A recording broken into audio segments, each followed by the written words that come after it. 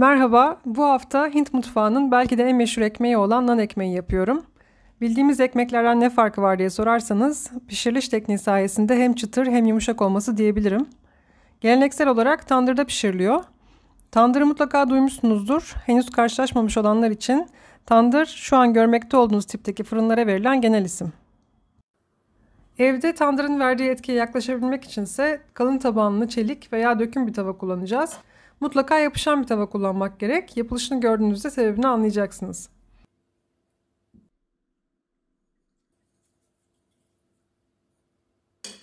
Hamur için önce un dışındaki tüm malzemeleri iyice karıştırıyorum.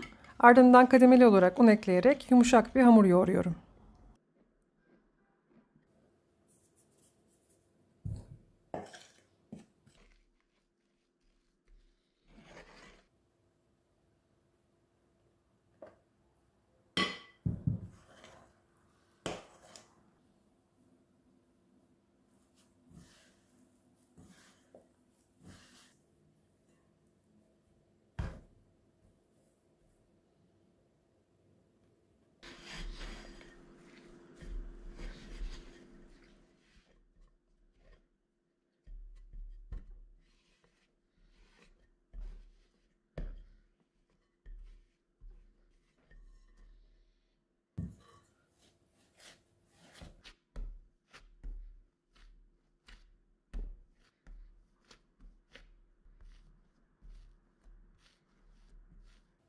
Hamur toparlandığında elimdeki hamur parçalarını temizleyip öyle devam ediyorum ki elime yapışmasın.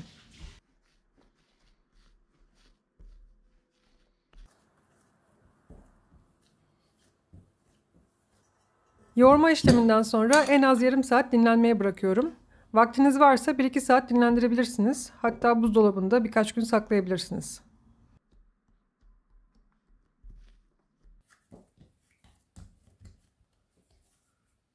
Dinlenen hamuru 4'e ayırıyorum.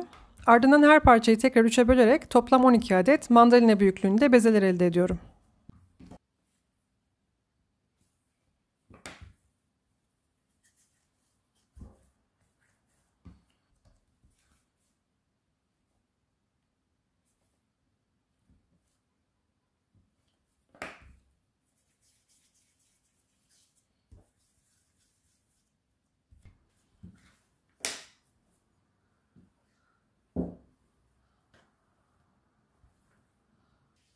Hamurların üzerini nemli bir bezle örterek kurumalarını engelliyorum. Her bezeyi gerektikçe un serperek yaklaşık 20 santim çapında açıyorum. Bu arada tavayı yüksek ateşte ısıtmaya başlıyorum. Pişirmeye başlamadan önce çok iyi ısınmış olması gerekiyor. Ekmeğin tavaya değecek olan yüzünün tamamına su sürüyorum. Hamurun tavaya yapışması için suyun tüm yüzeye değmesi gerekiyor.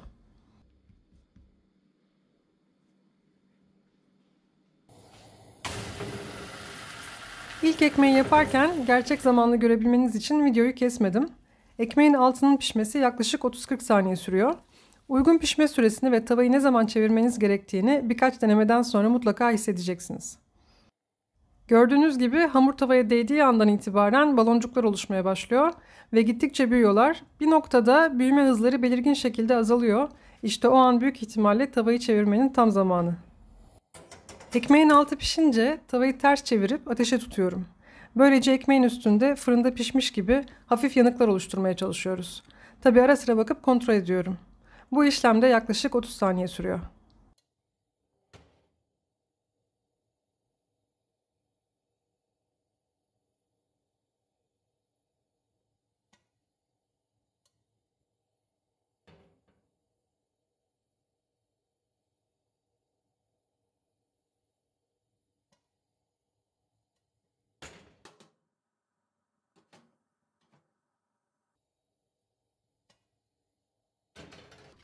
Pişen ekmeği spatula ile tavanın dibinden kazıyarak çıkarıyorum. Bu iş için fazla zorlamaya gerek kalmıyor.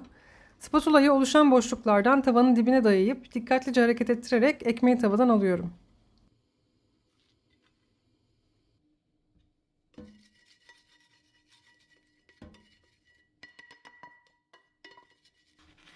Sarımsaklı nan için eritilmiş tereyağı, kıyılmış sarımsak ve taze kişniş karışımını pişen ekmeğin üzerine fırça ile sürüyorum.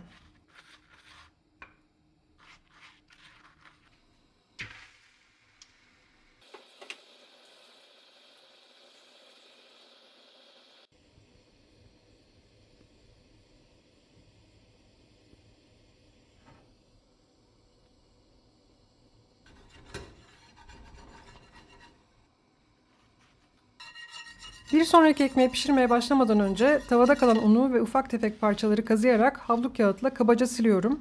Bunu mutlaka yapmak gerek, yoksa diğer ekmeğin altına yapışıp yanarlar. Tekrar pişirmeye başlamadan önce tavanın iyice ısınmasını bekliyorum.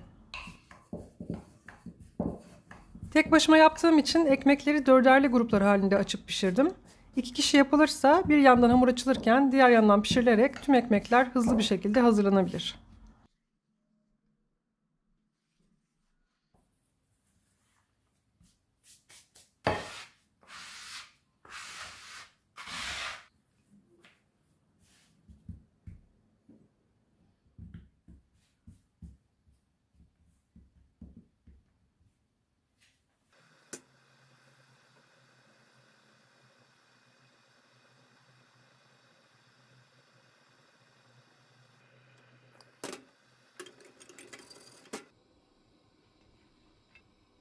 Kalan ekmeklere sadece erimiş tereyağı sürerek tereyağından yapıyorum.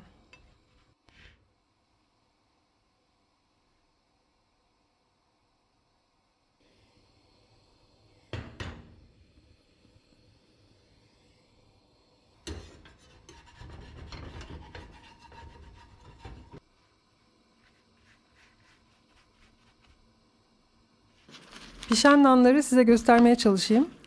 Kenarları hafif kıtır fakat aynı zamanda rulo yapılabilecek kadar da yumuşak.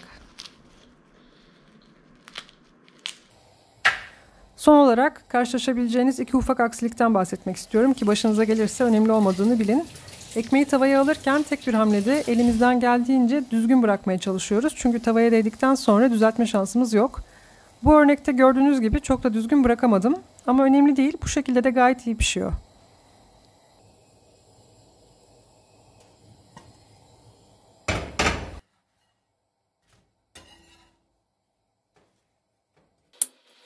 Diğer oluşabilecek aksilik ise tavayı çevirdikten sonra ekmeğin düşmesi.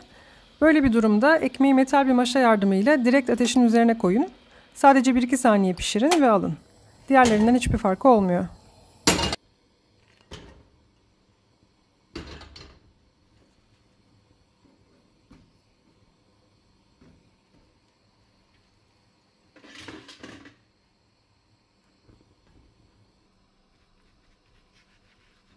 Bu bölümü nan yerine tandırda pişen başka bir çeşit ekmek olan Çin'in sokak lezzetlerinden Goko ile kapatıyorum. Bir sonraki sefer görüşmek üzere, hoşça kalın.